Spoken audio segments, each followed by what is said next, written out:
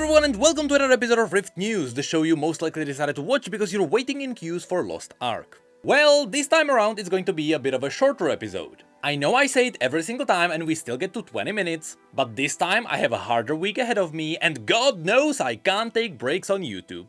So let's go through the news quickly, starting as always with League of Legends. In League, after Renata was deployed on PBE, we got a lot of new skins. First came in the Shock Blades. Immediately when I saw this art, I thought it was updated Zed. But nope, our first Shockblade skin is Kassadin. Honestly, it looks great and the lightning effects are amazing. If you closely pay attention to his Q, you may notice that it is in fact a shuriken. The details here are great, but I worry because it may be a bit too close to the Cosmic Reaver skin. The color palette is nearly identical. Then there is Shen, who makes sense because for nearly 8 years we've had Shockblade Zed. Finally, he gets a counterpart. I really like the awesome lightning-styled blade. And to be honest, all the spell effects are extremely flashy. It's just a shame that his ultimate is not a lightning strike. But it makes sense because that way the visual effects would make it seem like his ultimate deals damage. But it doesn't. So it makes sense why from a design point of view, you can't do that. And while all of these skins are embracing all the Naruto references with the headband and such, the one that does it the most is Qiyana. However, she is the least lightning styled because she still has to change colors. Different elements is her main mechanic after all. So what they did is that they kept the lightnings and just changed their colors. So overall she still seems to be lightning based, but the aesthetic gets changed. It doesn't work as well as for the other champions. But there is an interesting thing that happened with this skin. You see, Riot was not happy with the size of her thighs.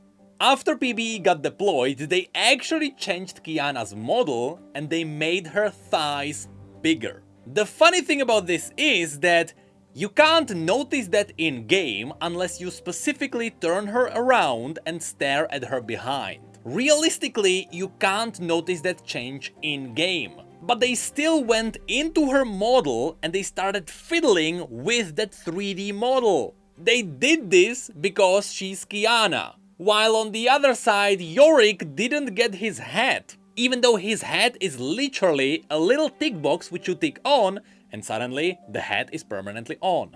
I'm not even kidding, if you know how 3D models work. There is a checkbox that renders the hat. That's all you do. But they said that's too much work, so they didn't bother with it. They did, though, change her thighs. And on top of that, Firelight Echo is finally back. And guess what? They gave him a brand new animation! He now has his own recall. But we can't have a hat. I swear to God, Riot, at some point you have to embrace the meme and give him the hat. Anyway, besides the Shock Blades, we got even more skins. April Fools is coming, and I assume that's April Fools. It might also be Easter skins. Regardless, we're getting more bees. And of course, everyone knows bee skins have bee puns. The first one everyone knew about because Riot teased them few months ago is Orbiana. It's a really good skin, but it suffers from the fact that her spells don't really have spell effects. When you send your ball out and get it back, nothing really happens. So the only good spell effect on top of all of this is her ultimate. And even that feels slightly underwhelming, even though it is supposed to be a game-changing ability. But overall, pretty good skin. Then there is Bzix. I honestly really love the goggles. But as it is with all of these skins, it is heavily carried by the spell effects. It has a really awesome ultimate, but I love the bees on the landmines. And connected to him, we are also getting Heimerstinger. Once again, somehow I really love the design with the goggles. But here I also love the flower that pops out of his head, and the amazing Bee Queen turret. This is just so creative. And the creativity gets to another level with Nunu and Bilump.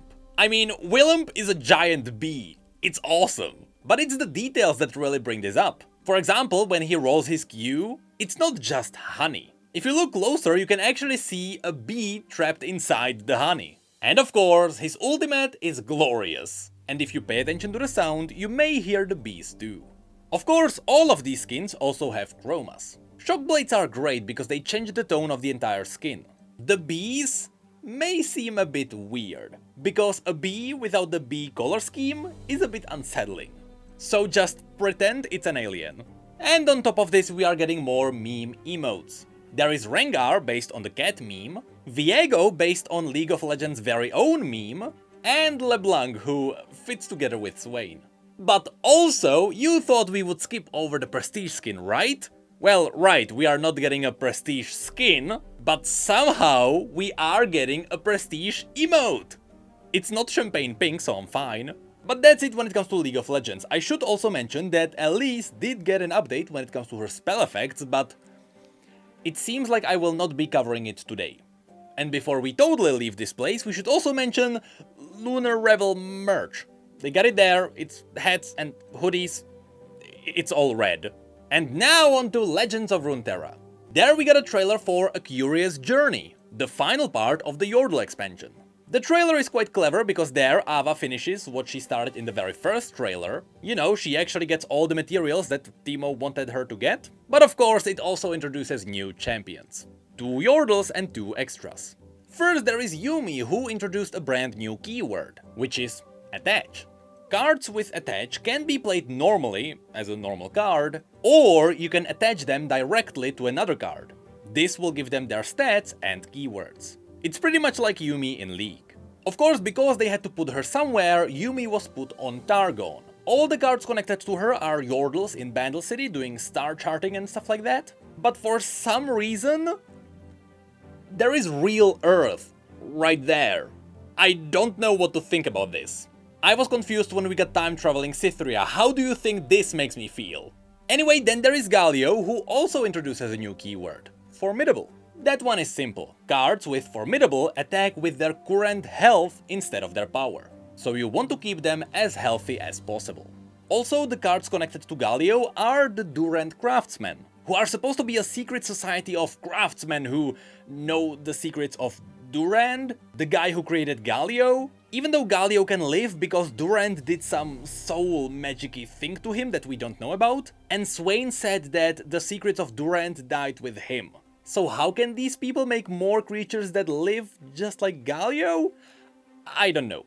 I started being confused when we got time-traveling Cytheria. How do you think this makes me feel? Then there is Gnar, a new Freljordian Yordle with quick attack and overwhelm. And then we got Udyr. Udyr is awesome, he will be stand swapping a lot. But when it comes to his design, 2 interesting things are happening. First of all, when it comes to his design, it seems like they are using the canon design of Udyr when he came back from Ionia. This is what he actually looked like in the lore. Yes, Spirit Guard Udyr is canon. A bit later on, in the present days, he turned into this. But in their post they mentioned that when it comes to Udyr's design, it is actually a hybrid. It is a hybrid of the upcoming VGU, because we know that that will change him, and a hybrid of what Legends of Runeterra decided to do to him. I mean, it makes sense. When they were working on Udyr, they knew that he would be changed eventually, so they had to do something special with him unless they wanted to use his old design. But I hope that they just mark this as canon. This is really close to the Spirit Guard skin. It is really close to what he canonically looked like. So it's unnecessary for them to make a new version of him, because they were forced into it. Just make it canon, you can do it, we don't need more time-traveling Cytherias. You don't wanna know how that will make me feel. And then we got the cosmetics, and this is where things go crazy. We got new skins themed around Arcade. There is Arcade Misfortune, who is fine. Then there is Quinn, who got a slightly reskinned level up animation to fit the new Valor. We got Battle Boss Ziggs, Arcade Gnar, Arcade Hecarim, Battle Boss Nocturne, Battle Boss Veigar with a really awesome mech, and finally there is Arcade Anivia. It's a plane. To be honest, this is an amazing skin. The creativity is through the roof. But where do you draw the line? We got a bird that was turned into a plane. What's preventing you from taking Sion and turning him into a World War II tank? Still, it's pretty awesome. And of course, she did a barrel roll. And of course, Veigar's mech was not for nothing, because it was turned into an entire board. Just like the limited run of the Darkstar board, this doesn't use a Guardian. You can see that instead of a Guardian, there is a button. and that button actually controls the mech. This design is incredible, and Riot is really pushing the limits of what they can do with the boards. It's insane. When it comes to Guardians, there is Storm, Dark Storm, Hector, and Voxel Chip. When it comes to the card backs, of course, they are themed after cartridges. Many of you are way too young to even know what these are. And finally, there are emotes for Escaping Anivia, Raging Gnar, Evil Vigar, and Fine Ziggs. If you are into these sorts of cosmetics and you have a lot of money, you can buy the bundle with all the skins. And when it comes to the cards themselves, there is a bundle with Yuumi and Pantheon. Because yes, Pantheon needed more keywords. But that's it for Legends of Runeterra as well. Super quickly, when it comes to TFT, we can mention that there is the new trailer. It's a bit of a prequel to the Neon Knights, which are right behind the corner. So start getting ready to play a lot of Silcos, Renadas and Zeris. And finally, we have a thing or two to mention about Valorant. There are new skins coming, with the newest one being themed after a skin line that we already had. It is a reskin and some people are not too happy about that. I think it's fine, but it's kind of weird that they took a pink skin and turned it into dark pink skin. I know that's purple, but you know what I mean.